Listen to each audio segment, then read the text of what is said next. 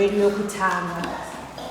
Ndoda kuti ndimbotaura zvishoma shoma nokuchingamidza the guest of honor watakadai zvikunganira pano. Pamusoro Utatu Sunday, Mwari Baba, Mwari Mwanakomana, Mwari Mweya Mutsvene, pamusoro Mwari Baba muna Genesis 3 verse 15 vakatsidza kuti amai nomwana vachatsika musoro wenyoka.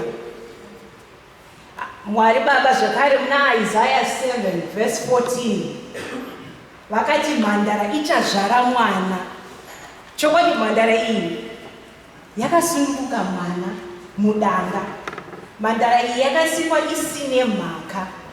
Mweya Mutsvene vakaburuka pamusoro pemhandara iyi ikasununga mwana yavo mudanga. Mwana wavo ndiye mambo wamadzimambo, ndiye izwi akasika denga napasi, ndiye nzira, ndiye chokwadi, ndiye upenyu. Muna John 19 verse 26 to 27 mwana wavo akatipa amai ari pachiyaniso. Amai vazere grasi yaramwari, ndimai vanoshamisa, imba yendarama, hosi yakakwidzwa kudenga, hosi yavangeri. Muna Revelations 12 verse 1 inoti hosi yakagadzwa ndaza yenyenyedzi 12 vakamira pamusoro pemwedzi, zuva richipenya riri pamusoro pavo. Hama dzadiwa muna Kristu, simukai tipembere nekufururudzira amai vedu, amai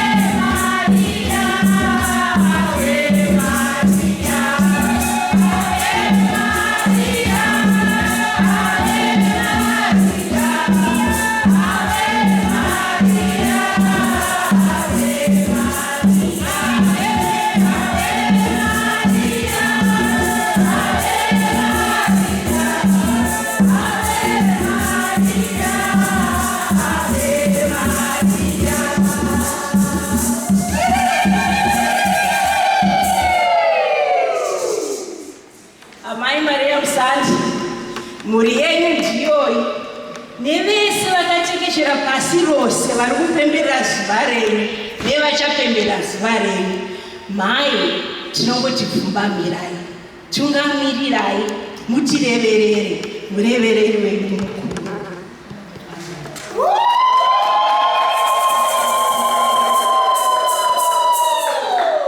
Iye zvino tichanzwa kubva kumutauri wedu wokutanga, mumwe wevana vamai Maria. Imwe shuwiro yavo ndeyokuti Mwari, pindutsai mwoyo wangu ndive nemwoyo wakasimbarara unogona kukurira zviyedzo nokupupurira chitendero netsika dzakarurama. Ngatichingamidzei mai Gertrude mushaya basa.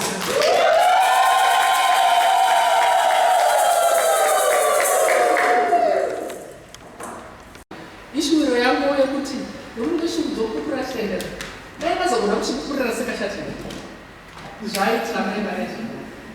Asi ndofunga vanoti kuti gamuchirawo sezvatiri izvozvo, asi isi tofanira kuramba tichifamba kuenda mberi kuita zvavanoda ivo. Saka ininika munongozonda mberi timudzidzisa saka mapepa ndinofamba nawo, saka ndakatoplanewo kasikichikana. Zvisinei, tiri kuda kuti tibve panguva yataiti tinonamata tichiti mai Maria ndibatsirei kunamata nditi mai Maria ndibatsire kuna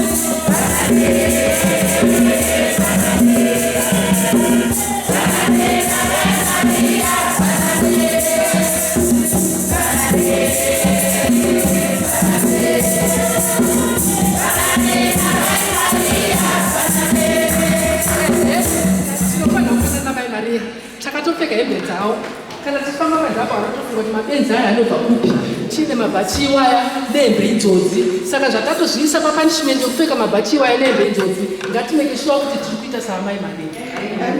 Zvino mambo yesu kristu vakati kuna Peter, hanzi I say to you Peter, thou art Peter, and on this rock I will build my church, and the gates of hell will not prevail against it.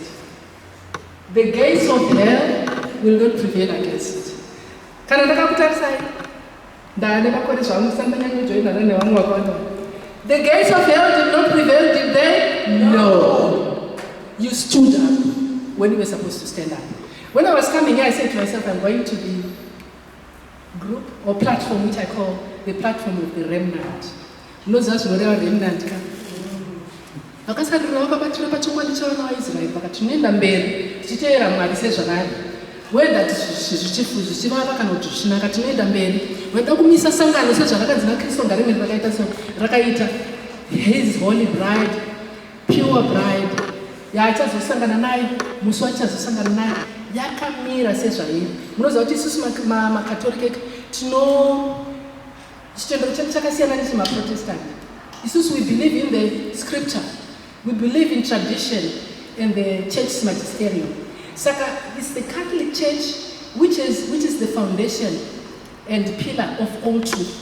Catholic Church ndio inotakura chokwadi chizere chezoumambo noumwari hwaMwari from one century to the next, from one millennium to the next. Vamwe vese avaka vangauye zvokwadi vakauya nezvipo zvavanenge vakapiwa zvokurapa zvokudini asi anogona kulasta for 50 years. But the Catholic Church through its tradition inongoreva kuti zvatakadzidziswa zvoururame nechokwadi chaKristu zvinotakurwa from one generation to the next. Ndosaka sometimes tichita resist tikaona zvimwe zvinhu zvaakuchinja tichiti hazvisisaunda saka zvinodiwa naMwari, hazvisizvo zvinodiwa naMwari panguva ino. Unoona vanhu vachimidzika vachiti kwete, we are going to carry it forward as it is. Saka the gates of hell will never prevail against it. Saka theme yedu nhasi ndingazokhanyanisa mapepa acho. Theme yedu nhasi iri kuti prayer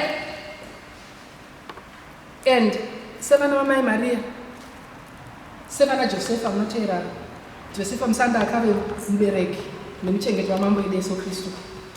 Our journey to Jesus is through Mary. Ndo theme yacho, prayer, our journey to Jesus through Mary.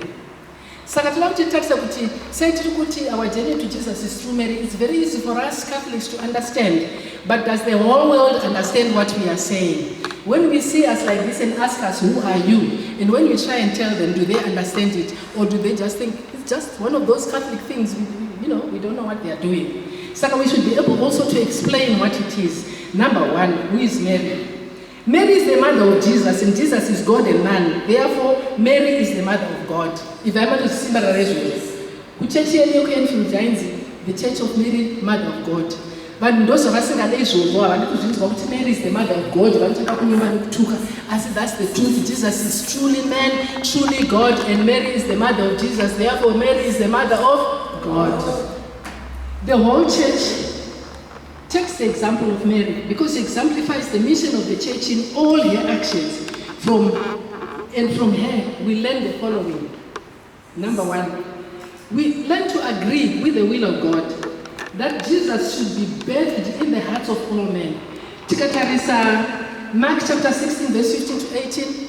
Dopane tikati mission statement for us all Catholics and for all Christians.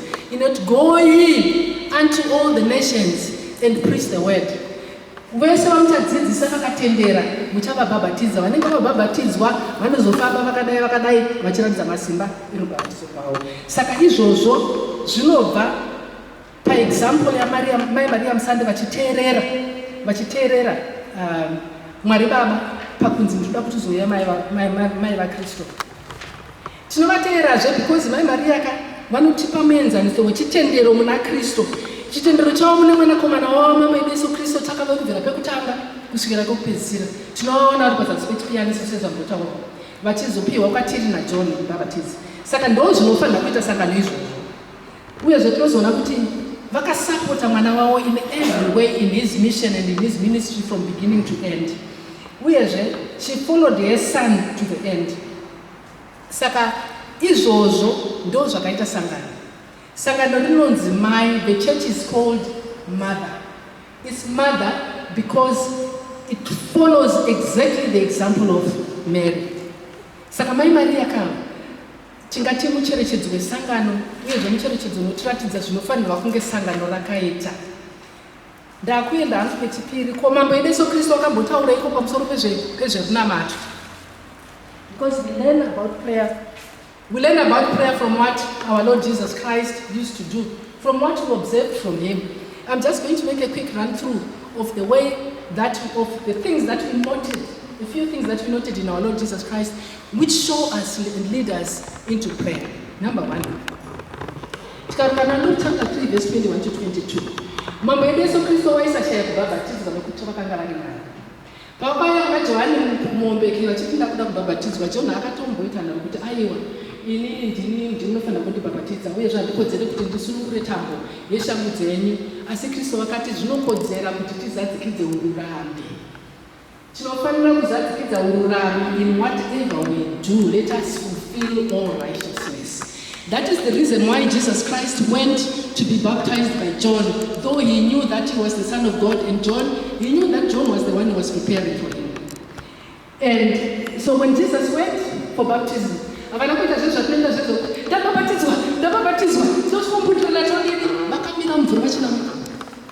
is the first example of his praying. And then what happened is he was praying, the heavens opened, and the Holy Spirit came upon him in the form of a dove. And a voice was heard from heaven which said, "This is my son, in whom I am well pleased."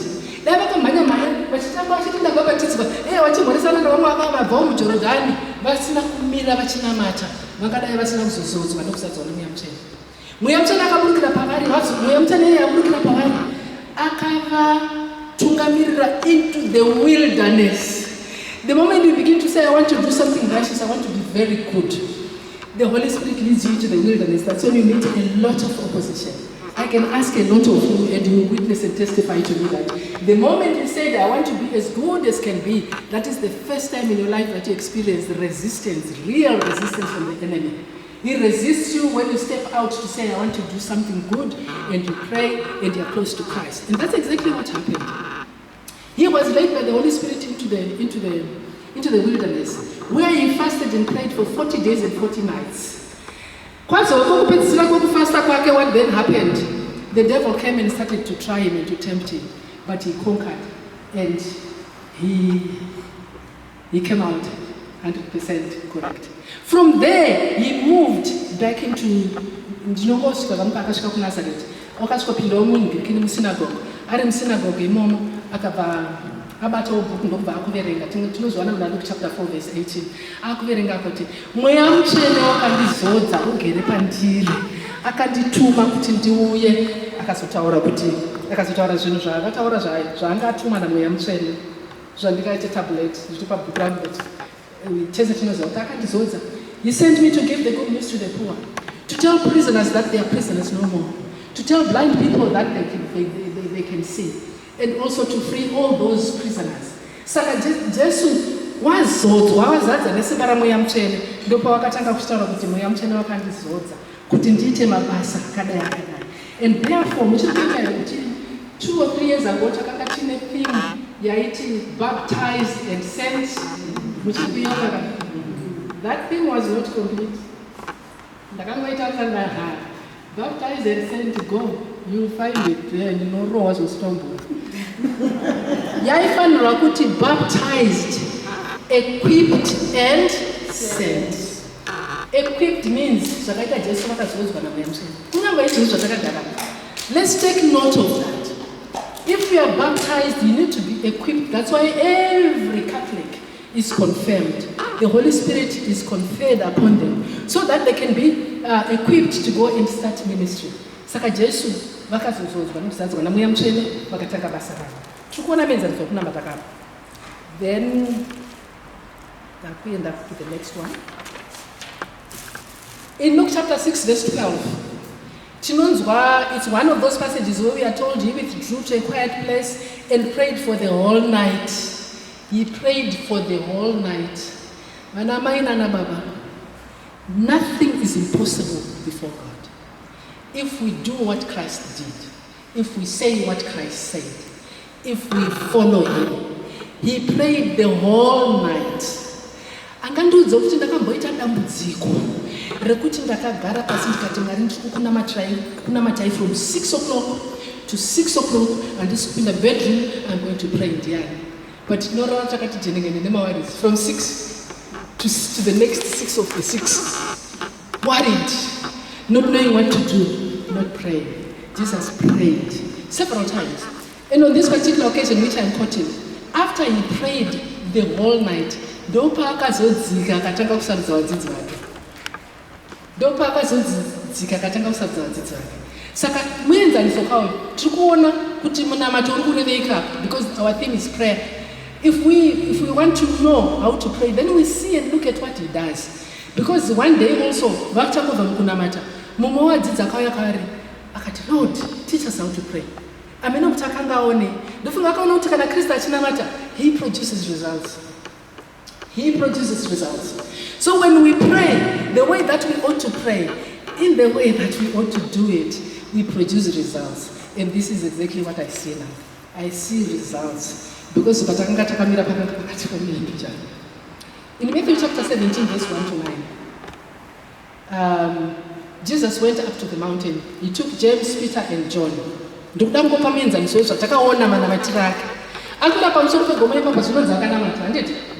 And what happened when he prayed? He was transfigured completely. His body changed, became shining like the star. His raiment, his clothes changed to becoming brilliant white. The apostles, when they looked, and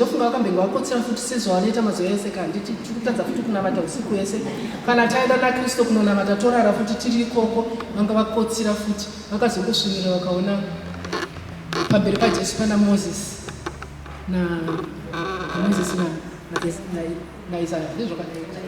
Elijah. Okay. The prophet and the law, they were representing the law and the prophets. Sakatikati kanatona mataka. Let me tell you, nothing is impossible before God. I'm telling you from experience. Nothing is impossible before God. What is only impossible, or what is only difficult, is that we are not raising our prayer to the level such that Chirwere, Uroi, Roof can hear you when you say, get out. If we pray the way Mary prayed, the way Jesus prayed, we will come to that level. We will know that nothing is impossible. Upon you, Peter, you are the rock. On you I shall build my church, and the powers of hell will not prevail against you. Gehenna will not prevail against us. The fact that in certain areas of our lives we can say, yes, I've succeeded. But other areas, things are still difficult, is because we have not yet had the consciousness of saying, yes, it's possible and I'm going to do it.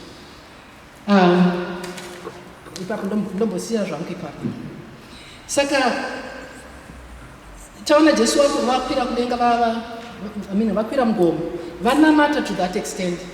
Vakanga vasiya vamwe pasi pegomo vamwe 9. Saka vakasara pasi pegomo vakavingwa navamwe baba vakanga vaine mwana airwara. Aiti ndibvisirewo dhimoni riri mwana wangu rinomuidzira moto richimuidzira mvura richida kumuuraya, ndibvisirewo nokuti zivai kuti vanhu vakambika vatobvisa madhimoni avo. Saka vanhu ava vakanga vakunzi chitibvisirewo mwana vari 9. Vakariedza usiku hwese rikaramba. Kunorichineparamba rikaramba. Kunoti napapa rikaramba. Jesu vaburuka zvino vazodzwa nokuzadza nokuzadzwa nouwapo hwaMwari mukati meupenyu hwavo, vaburuka vakasvika vanhu vari kutambudzwa nedhimoni iroro. Baba yavo akabva vangomhanyira zvikanzi ndavakumbira vatadza mwana wangu achiri kungobatwa nedhimoni iroro. Jesu ndokungori mambo Jesu ana kuti baba vari kudenga ndikukumbira bvisai dhimoni iri, honai mana akutotambudzika, honai mana apa zvekutonesa pana havana kudaro, vakangoti out. Vakatiti he rebuked the demon. Kutaura Jesu vamwani manamatiro akasiyana-siyana depending upon the occasion, and he had the authority and the knowledge of how to do it. Ngatizviteedzere izvozvo. Ukaona mumba muri kunetsa mwana ari kukutamba nje zvakazoti unofanira kungopira one day uchiti pamwe not even in front of him urienda through the window kuti out from my son, you never touch him again. Mumwe ari kutandadza ari kumufaruma kufa unoti rufu out in the name of Jesus. But this was also not only equipped. The sons of Sceva tried it. Yes, the sons of Sceva tried it. 97. Vakati handeiwo tinodzinga madzimoni sezvinoita Pauro. Zvikanzi ndobva vasvika pane mwana nedhimoni zvikanzi iwewe nemuzita raJesu anonamatwa naPauro tinokutaura kuti ubude mari. They got it thick, they were belabored. Vakarohwa vari 7 vakabviswa mbatya vakabuda vachimhanya. Nokuti vakanga vaenda kunoita zvavasiri equipped for. The equipment is what we are going to see in Mary. We need to be equipped for all that. Yes.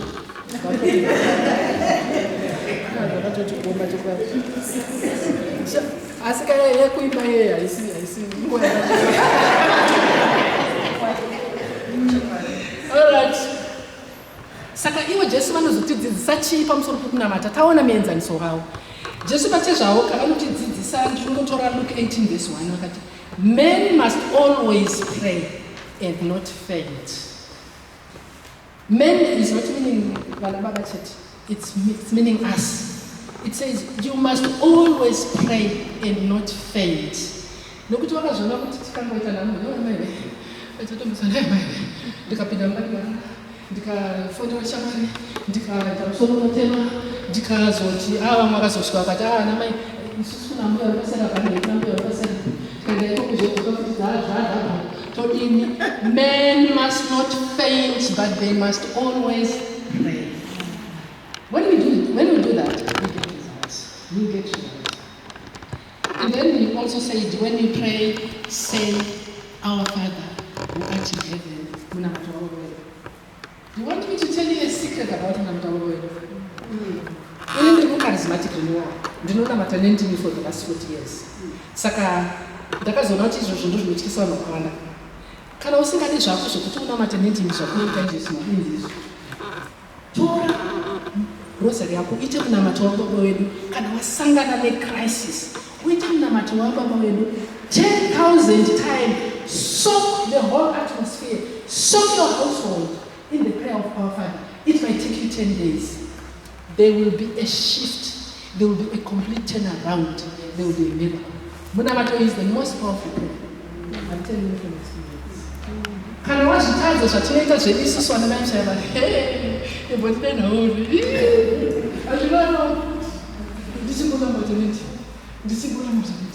ndichituka kwete kutukasi kuti kutsura nokuramba nekurebuka nekukomanda. I do it because ndiramba vane mhuri andingomishedza baba pakati pousiku kuti baba murume akufa kuno ndinovavanira kuponerwa ari kumubasa kwavo. Saka kana murume akufa akutandadza mwana netsekapo zvinhu zviri kunetsapo, inini ndakapfeka bhachi wacho ndakati ndikutera mai Maria ndinofanira kusumuka ndigonamata ndichigofamba. Zvinofanira kuita sei? Zvinofamba nekuti Mwari vakativimbisa kuzvinoita. Saka pane chimwe chinhu chatinoita sisi ndokupera kwazvo. Koyo Bible pati zvakunoti chii? Hands pray in spirit on all occasions with all kinds of prayers. Saka there are many kinds of prayers. Dr. Nkudze munamata wakunoita senhengo dzemaria dzose. Munamata wakunoita wawo takatsidzirana seshamwari neshamwari, tikatsidzira kuchechi kuti isusu tinokudai Mwari. Takudai emi yedu ndeyekuti tinosangana pamwe chete tisinamata, toita rosary, toita ofisi, toita ndekene, toita military.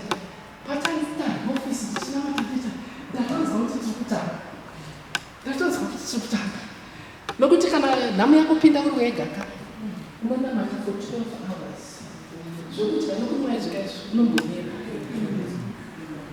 handiti kana nhamo dzavanogona kushamba futi for 12 hours ndiwamai yoendekase nokuti unombosina kutarisa kuti bhaibheri rinoti chii kubva musoro pezvandasi kusangana nazvo izvi pray vana baba you don't know the power that is in you don't know the power that you carry by virtue of you being the father of children and being the husband of your wife. You have so much power that the Lord has put in your hands. If you say to yourself,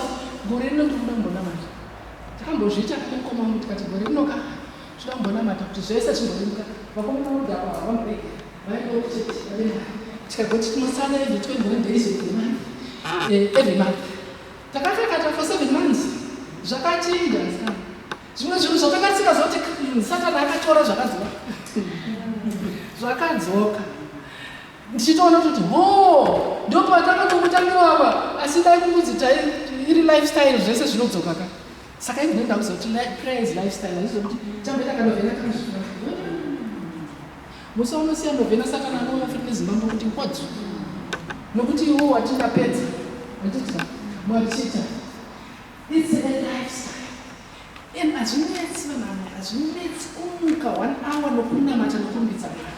As you need to quit a rosary every day, I'm telling you from experience, having made the decision to say this is what I'm going to do.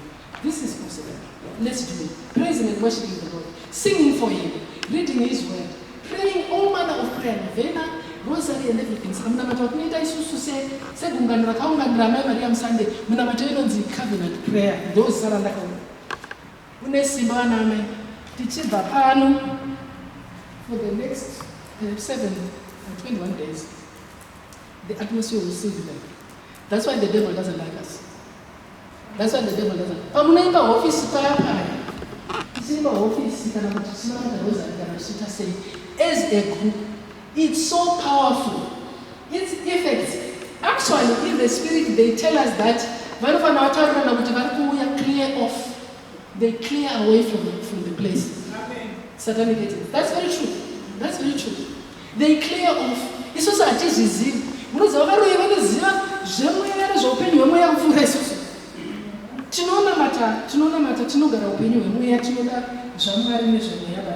don't know much about it.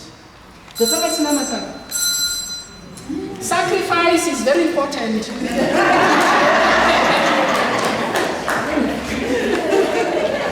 When we follow in Christ, you shall see the life of Mary. She sacrificed. If you don't sacrifice, if you don't pray consistently, if you don't stick it, if you don't say, for that 1 hour, sacrifice is the character of Christian faith. If you don't sacrifice, look at our young priest. He is young, he sacrificed everything. Sacrifice is the currency of holiness and holiness and having prayers answers.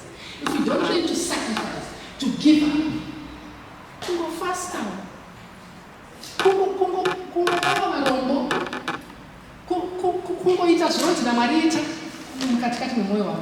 that is the currency.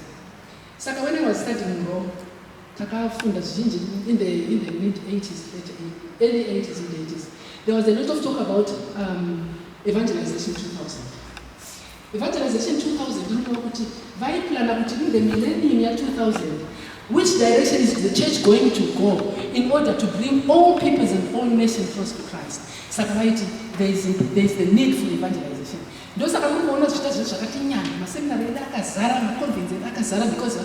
the indigenous can evangelize to each other. We as a program, small Christian community programs. That is for evangelization. When make sure to make a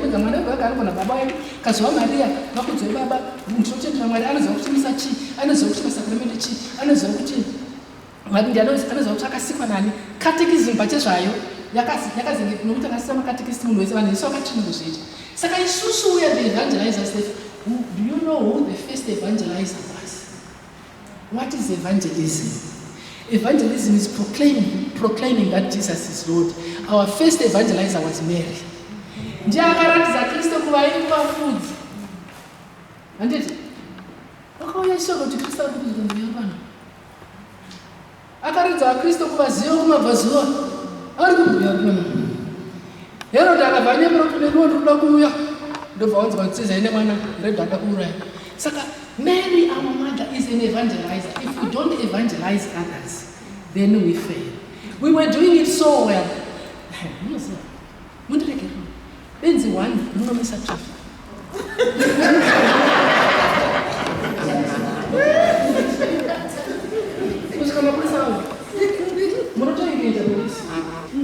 Manje maprisa amazona anotizwa futhi.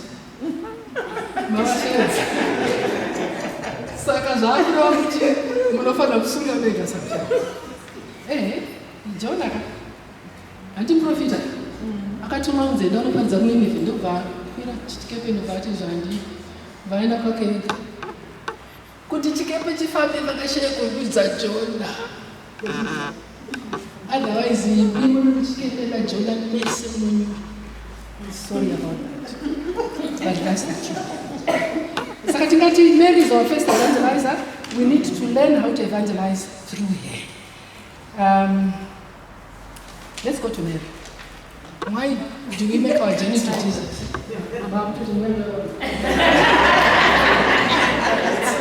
Why do we take 5 minutes? Why do we say we make our journey to Christ through Mary?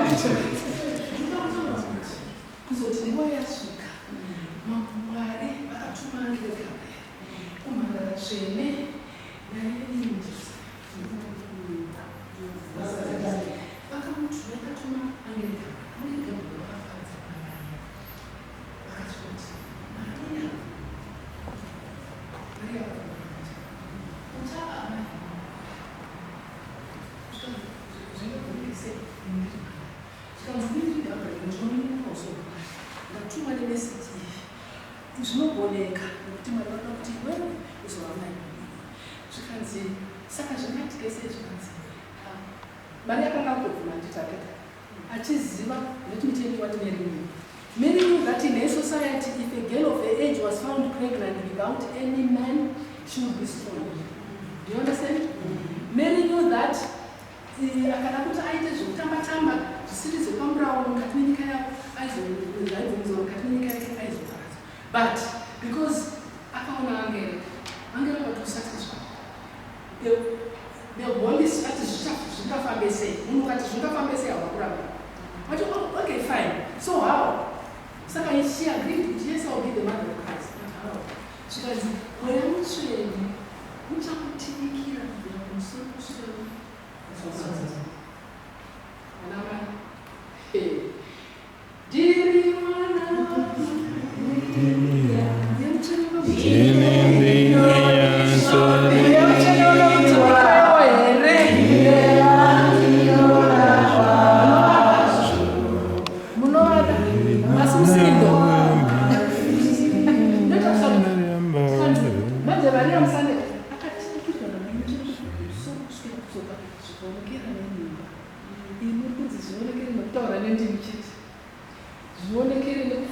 in the gift. In the gifts of the Holy Spirit. Is a charismatic. Yeah. Yakatopiwa zami charismatic meaning nice charismatic. The Holy Spirit is for every Catholic. Why am I saying that? Because you ought to be confirmed. After confirmation, go and wait in Jerusalem. Go and tarry. Go and wait until the Lord sends the Holy Spirit, the promise of the Father. Kana mwayamuchene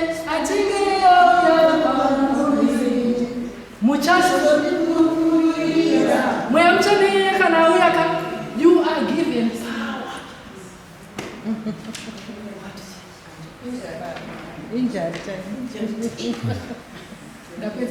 You are given power. That's the power which Mary was given. And she never failed. She never failed. You will never fail. No matter what you will never fail.